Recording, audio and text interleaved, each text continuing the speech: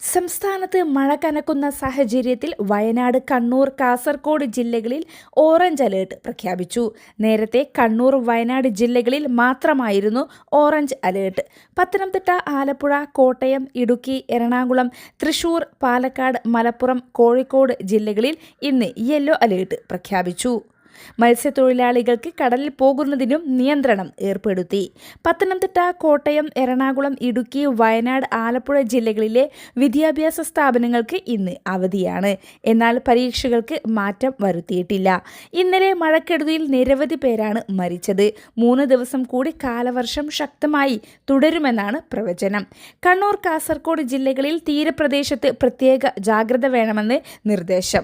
പല വിനോദസഞ്ചാര കേന്ദ്രങ്ങളിലും നിയന്ത്രണം ഏർപ്പെടുത്തിയിട്ടുണ്ട്. ശക്തമായ മഴയെ തുടർന്ന് മധ്യ കേരളത്തിലും വടക്കൻ ജില്ലകളിലും വ്യാപകമായി നാശനഷ്ടങ്ങൾ റിപ്പോർട്ട് ചെയ്തു. മലപ്പുറം, പത്തനംതിട്ട, കോഴിക്കോട്, കാസർഗോഡ്, കണ്ണൂർ, കോട്ടയം ജില്ലകളിൽ നാശനഷ്ടങ്ങൾ റിപ്പോർട്ട് ചെയ്തു.